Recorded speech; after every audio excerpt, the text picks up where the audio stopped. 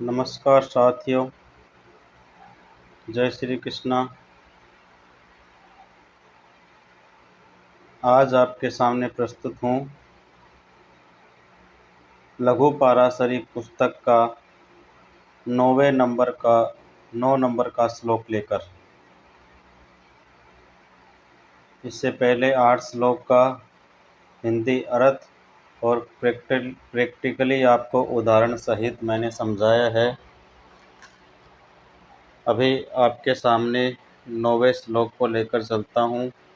दोस्तों, मैं आपको बताना चाहता हूँ लघु पाराशरी में केवल 42 श्लोक हैं और 42 के 42 श्लोक इतने कारगर हैं, ज्योतिषीय शास्त्र में इतने उपयोगी हैं। ज्योतिष शास्त्र की ये नींव है लघु पाराशरी पुस्तक के 42 श्लोक। लघु पाराशरी पुस्तक में केवल 5 अध्याय हैं और इन्हीं 5 अध्यायों में ये 42 श्लोक निहित हैं। अभी आपके सामने पहला अध्याय चल रहा है, क्योंकि पहले अध्याय में 13 श्लोक हैं केवल। अभी 9वें नंबर का श्लोक चल रहा है, इसके बाद 4 श्लोक और होंगे और पहला अध्याय, जिसका नाम है संज्ञा अध्याय। संज्ञा अध्याय मतलब बेसिक रूल्स जो ज्योतिष करने के लिए काम में लिए जाते हैं, इसलिए इसको संज्ञा अध्याय कहा गया है। ये 13 श्लोक होने के बाद पहला अध्याय पूरा हो जाएगा। अभी ज़्यादा समय ना आपका गंवाते हुए चलते हैं श्लोक के ऊपर सीधे। श्लोक में लिखा है, भाग्य व्ययाधिपत्येन रंध्रेशो न शुभप्रद स एव शुभ संघाता लग्नाधीशोऽपि चेत स्वयं। इसका मैं आपको एक एक शब्द का हिंदी अर्थ बताता हूँ। भाग्य व्ययाधिपत्येन मतलब भाग्य का व्यय करने वाला अधिपति, मतलब भाग्य से 12वां घर। जो हर जन्म कुंडली में यह सिद्धांत होता है, किसी भी घर से 12वां घर गिनते हैं तो वो उसका व्यय स्थान माना जाता है। तो भाग्य का व्यय करने वाला भाग्य स्थान से अपन 12 तक गिनेंगे तो 8वां स्थान आता है। तो भाग्य का व्यय करने वाला अधिपति मतलब 8वें स्थान का अधिपति। भाग्य व्ययाधिपत्येन रंध्रेशो, रंध्र का ईश, रंध्रेशो मतलब रंध्र प्लस ईश 2 शब्दों से यह मिलकर बना है। रंध्रेशो, रंध्र स्थान कहते हैं 8वें स्थान को। रंध्रेशो, रंध्र का ईश मतलब 8वें स्थान का स्वामी। न शुभ प्रद, न मतलब नहीं, शुभ प्रद मतलब शुभ फल नहीं देता या शुभ नहीं रह पाता। भाग्य का व्यय करने वाला 8वें स्थान का स्वामी कभी शुभ नहीं रहता है। क्यों शुभ नहीं रहता है? क्योंकि वो भाग्य स्थान का व्यय करता है, भाग्य स्थान को हानि पहुंचाता है। इसलिए हमेशा 8वें घर का स्वामी कभी भी शुभ फल नहीं देता। पहली लाइन का ये अर्थ होता है। दूसरी में लिखा है स एवं शुभ संघाता। स एव का मतलब वही ग्रह अगर शुभ संघाता मतलब शुभ फल देने वाला बन जाता है। कब बनता है? लग्नाधीशोपि चेत स्वयं। लग्नाधीशोपि मतलब लग्न का अधिपति।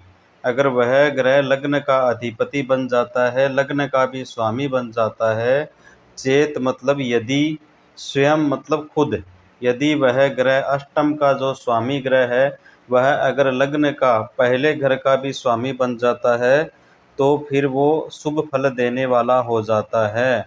इस पूरे श्लोक का यह अर्थ है। इसको अभी अपन आपको हो सकता है ठीक से समझ में ना आया हो, क्योंकि ज्योतिष में यही सबसे बड़ी बात है। प्रैक्टिकल जब तक सामने नहीं होता तब तक हमको अच्छे से समझ नहीं आता। इसलिए मैं प्रैक्टिकल की तरफ आपको लेके चलता हूँ। पहले ये कुंडली मैं आपके सामने खोलता हूँ।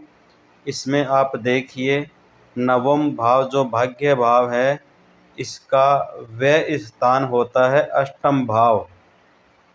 जैसे नवम भाग्य स्थान जो है उसमें 12 नंबर लिखे हैं और इसका व्यय स्थान है उसमें 11 नंबर लिखे हैं, आप देख रहे होंगे। तो 12 नंबर भाग्य स्थान का स्वामी होता है गुरु, क्योंकि 12 नंबर राशि मीन राशि होती है, इसका स्वामी होता है गुरु। और अष्टम स्थान का स्वामी 11 नंबर कुंभ राशि होती है, इसका स्वामी होता है शनि। तो जो शनि ग्रह है इस कुंडली में वो शुभ फलदाता नहीं है, क्योंकि वो भाग्य स्थान का व्यय स्थान है। लेकिन ये तो पहली लाइन का अर्थ हुआ, इस कुंडली में शनि जो ग्रह है वो शुभ फल देने वाला नहीं है, क्योंकि वो भाग्य स्थान का व्यय स्थान हो गया। इसलिए अष्टम स्थान का स्वामी किसी भी कुंडली में शुभ नहीं होता। लेकिन कुछ कंडीशन में, जैसे मैं दूसरी कुंडली ओपन करता हूँ, इस कुंडली में आप देखेंगे इसमें भी भाग्य स्थान में 9 नंबर लिखे हैं। 9 नंबर का स्वामी वही गुरु होता है धनु राशि का। इसमें अष्टम स्थान में 8 नंबर लिखा है। 8 नंबर वृश्चिक राशि का स्वामी मंगल होता है।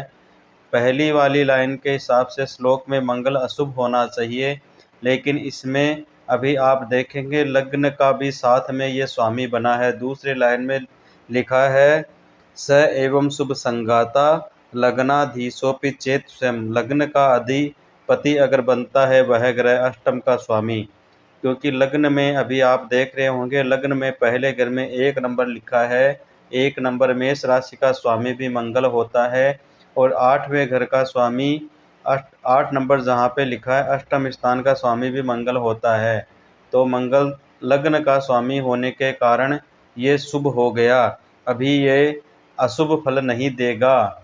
भाग्य का वह स्थान है, समझ सकते हैं, लेकिन साथ में ये लग्न का भी अधिपति होने के कारण अब ये शुभ फल नहीं देगा।